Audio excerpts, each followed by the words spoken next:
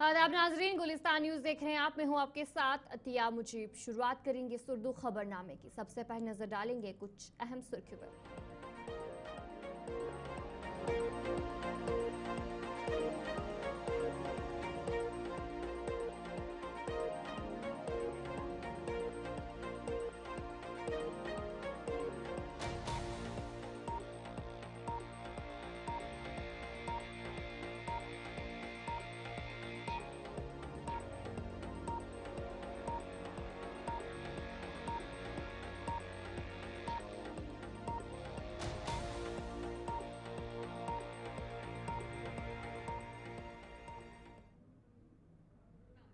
तो चलिए थी कुछ अहम सुर्खियां। आप दीगर खबरों की तरफ भी रुख करेंगे। शुरुआत करेंगे बड़ी खबर के साथ। एलजी मनोज सिन्हा ने जो है आज खिता पीर पंचाल का दौरा किया और वहां पर जो गोलाबारी के बाद जमीनी सूरत हाल का जायजा इस मौके पर उन्होंने लिया। गोलाबारी से मुतासिर अफराद के लौकीन को नौकरी मिलेगी, एलजी मनोज सिन्हा की तरफ से जो बड़ी बात है वो रखी गई, जिसके बाद उन्होंने फौजी जवानों से भी मुलाकात की।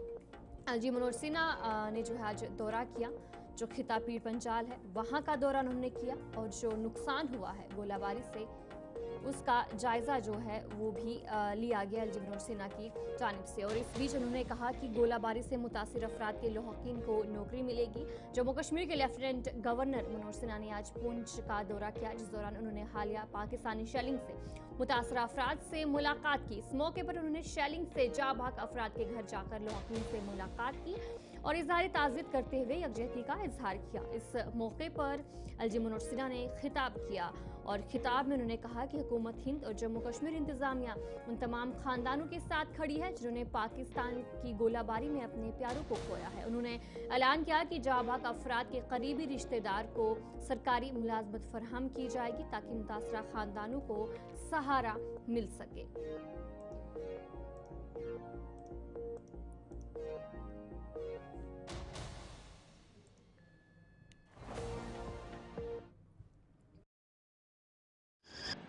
सब जानते हैं 22 अप्रैल और गांव के वैष्णव घाटी पाकिस्तान द्वारा भेजे गए आतंकवादियों ने जिस तरह से निर्दोष और निरपराध पर्यटकों निशाना बनाया,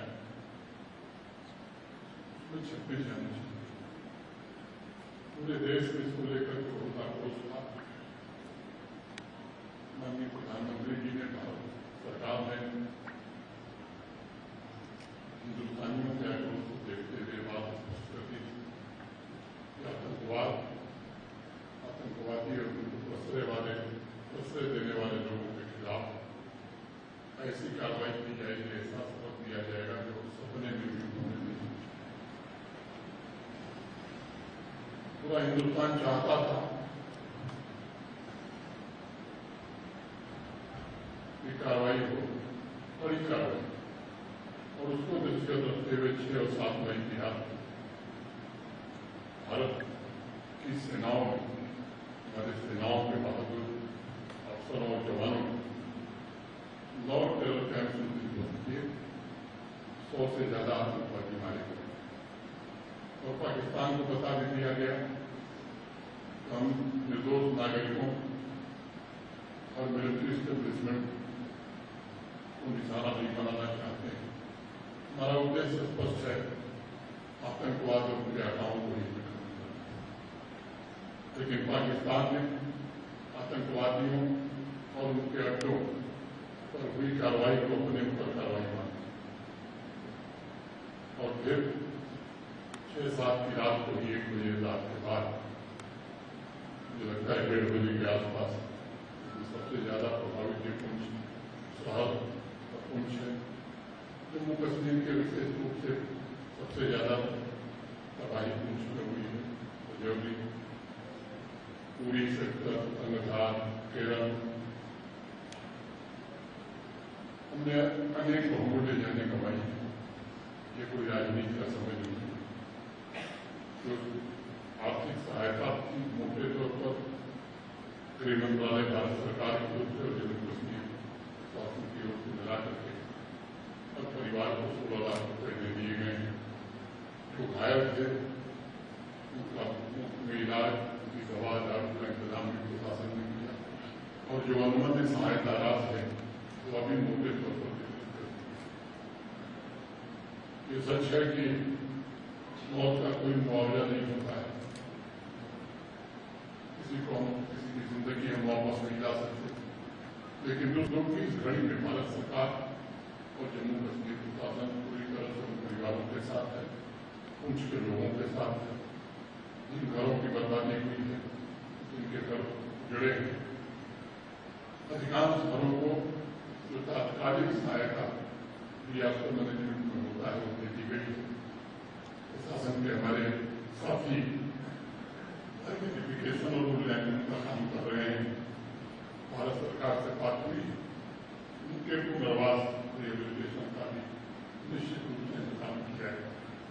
एक बात मैं जरूर कहना चाहता हूँ, जिन लोगों ने शहादत दी है इस हमले में, उनके नेक्स्ट ऑप्शन उनके परिवार के सबसे नजदीकी व्यक्ति को सरकारी नौकरी भी जल्द दे दी जाएगी।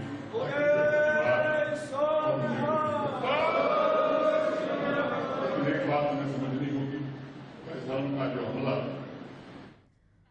इसके बाद लेफ्टिनेंट गवर्नर मनोज सिन्हा ने पुंछ ब्रिगेड हेडक्वार्टर में भारतीय फौज और बॉर्डर सिक्योरिटी फोर्सेस के नौजवानों से मुलाकात की। इस मौके पर उन्हें खिताब किया। खिताब के दौरान एलजी मनोज सिन्हा ने कहा कि हमारे बहादुर फौजी जवानों ने न सिर्फ मुल्क की सरहदों की हिफाजत की है, बल्कि अपनी बेमिसाल कुर्बानियों और बहादुरी के जरिए भारत का नाम दुनिया भर में रोशन किया है। भी ऐसा नहीं है जो भारतीय सेना के जद में नहीं है। मैं उसके विवरण में नहीं जाना चाहता हूं। आपके शौर्य और पराक्रम से पूरा देश गौरवान्वित है और भारत के 140 करोड़ लोग पहले से भी सेना पर गर्व करते रहे हैं और मुझे लगता है कि इस ऑपरेशन सिंदूर के बाद आपके पराक्रम को, आपके शौर्य को देखते हुए वो प्रतिबद्धता और प्रगाढ़ हुई है, बढ़ी है। दुनिया में भी ये बात समझ में आ गई है कि अब भारत वो भारत नहीं है जिसके बारे में कुछ लोगों को गलत धारणा थी। ये सच है कि आज हम दुनिया की 5वीं बड़ी अर्थव्यवस्था बन गए हैं। जल्द ही दुनिया की 4थी बड़ी अर्थव्यवस्था हम बनने वाले हैं।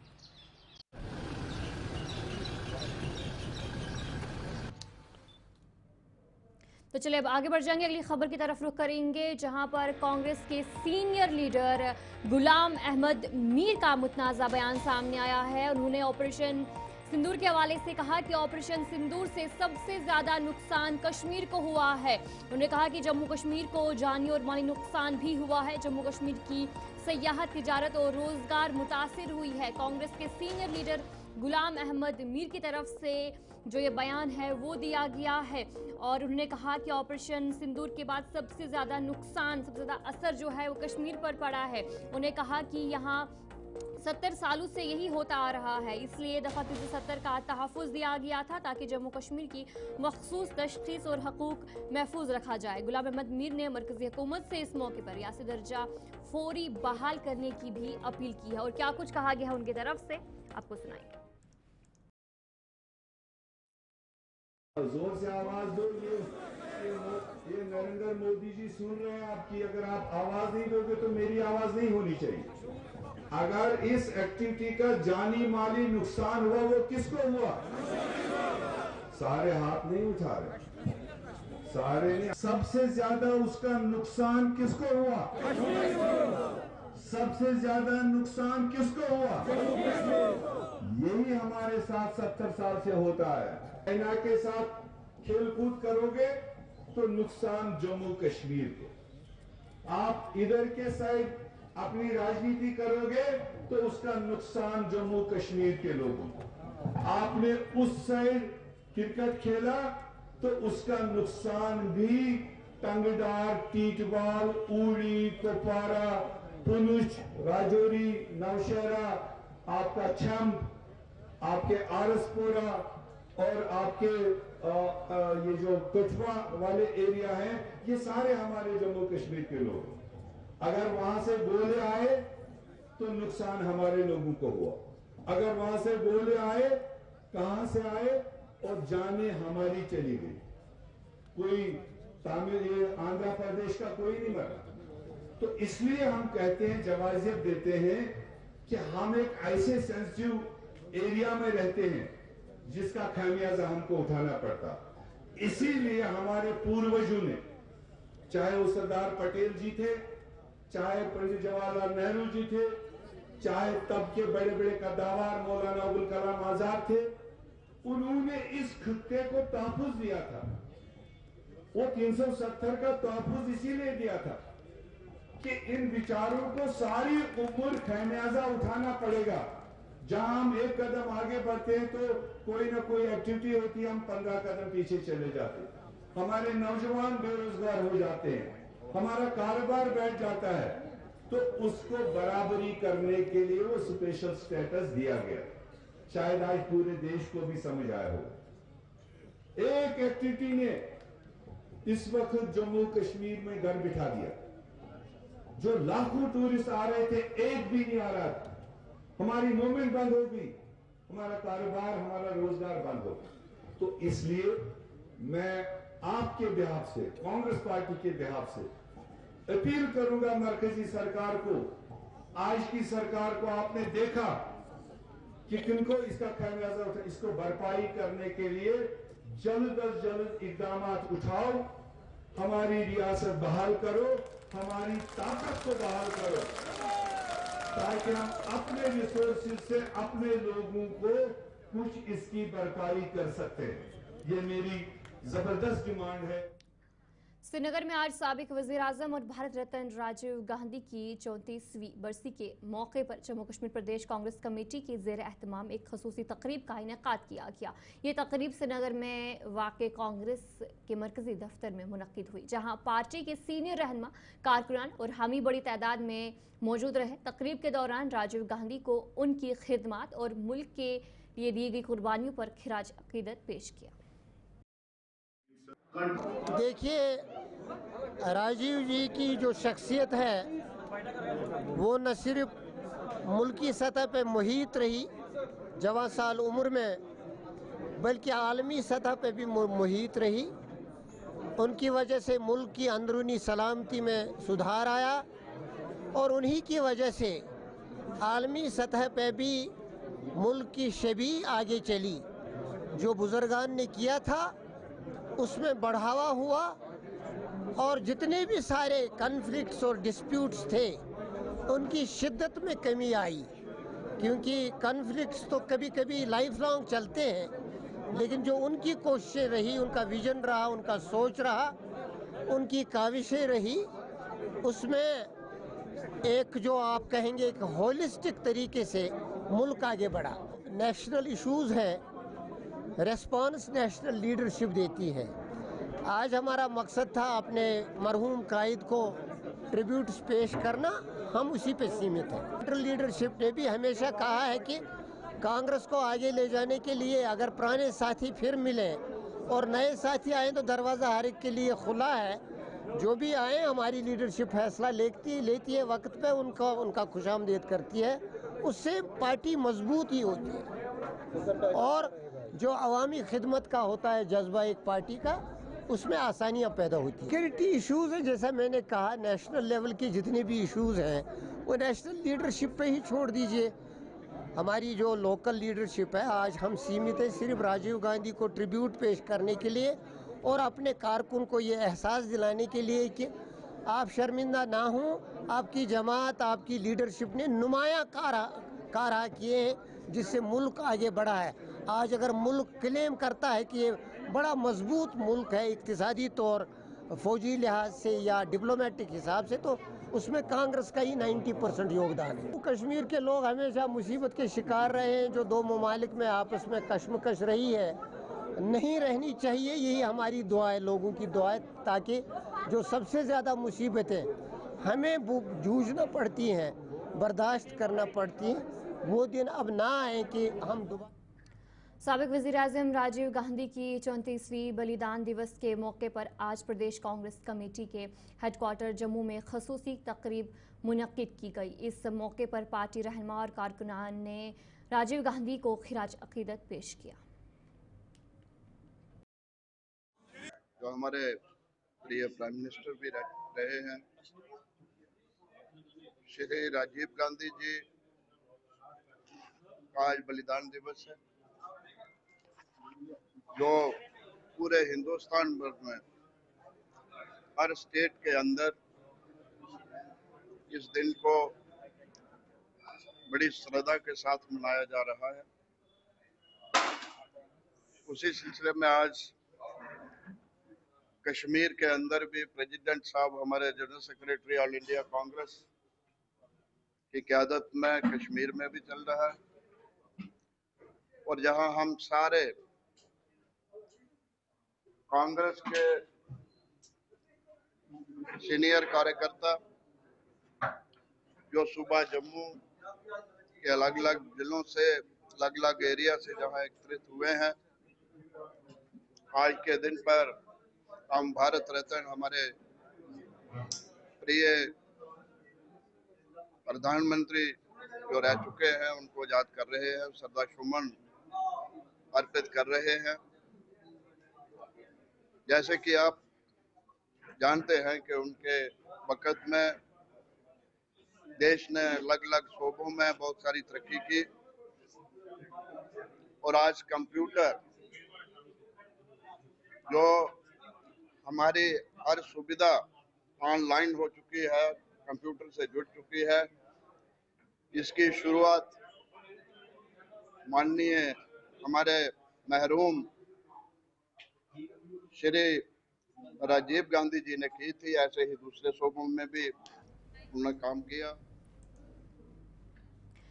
पीपल्स कॉन्फ्रेंस के सीनियर नायब सदर अब्दुल गनी वकील ने शहीद अब्दुल गनी लोन की 23वीं बरसी पर उन्हें खिराज अकीदत पेश करते हुए कहा कि मरहूम एक अमन पसंद रहनुमा थे, जिन्होंने बातचीत के जरिए मसला कश्मीर के हल की कोशिश की, मगर अमन के दुश्मनों ने 2002 में उन्हें शहीद कर दिया। वकील ने कहा कि हमें उनकी नज़रियात पर अमल करते हुए एहतियात, इंसाफ और सियासी बेदारी को फ़रोग देना होगा। पार्टी ने उनके मिशन को जारी रखने का अज़्म का इहादा किया। 21 मई 2002 में हमारे मायनाज लीडर शहीद अब्दुल गनी लोन साहब शहीद हो गए,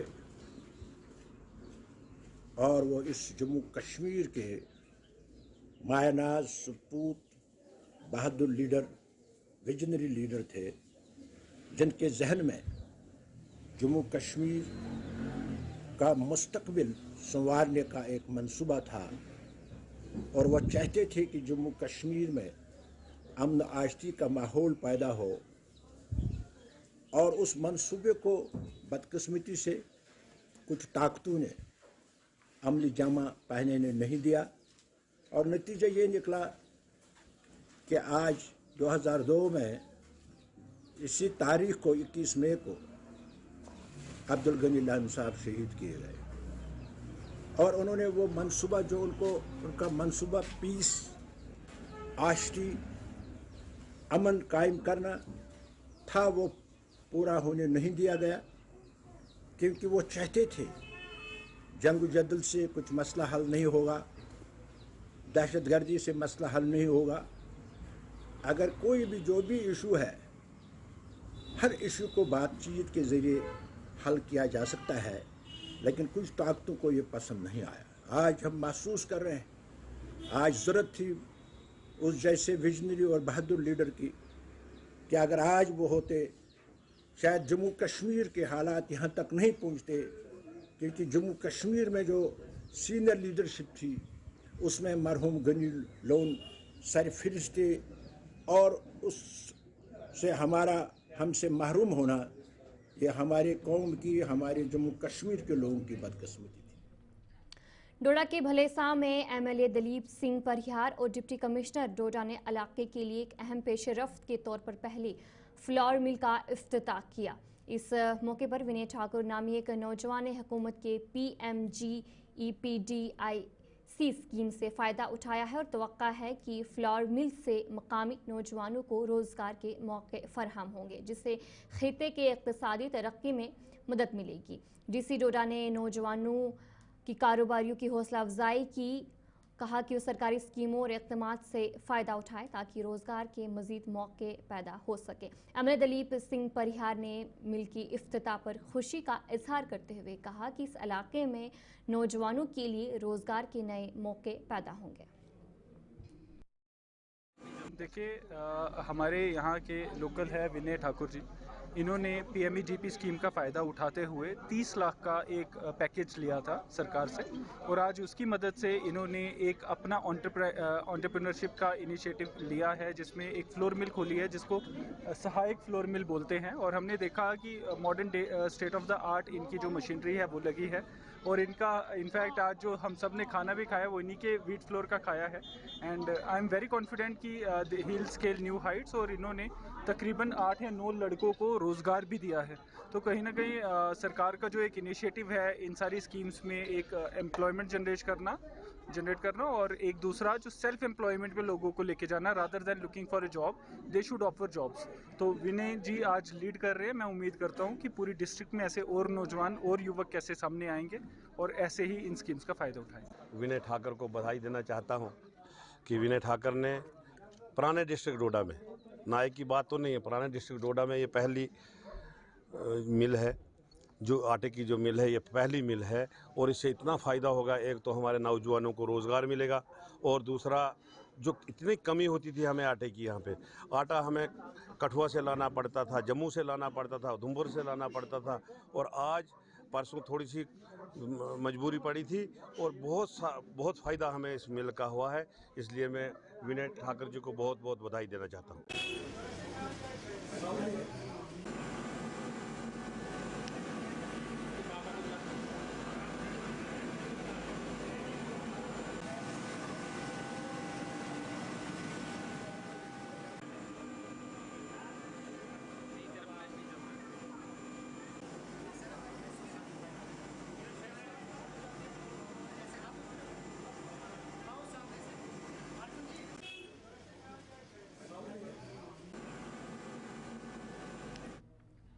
जनूबी कश्मीर के कोकरनाग में आज भारतीय जनता पार्टी की जानिब से एक तिरंगा रैली का इनेकाद किया गया, जिसकी सदारत पार्टी के सीनियर लीडर और ST मोर्चा के रियासती सदर चौधरी रोशन हुसैन ने की।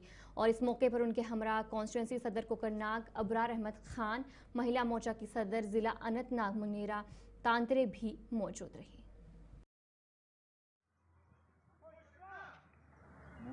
पाकिस्तान मुर्दाबाद, पाकिस्तान मुर्दाबाद, दहशतगर्दी सिंदूर, कर्नल सोफिया,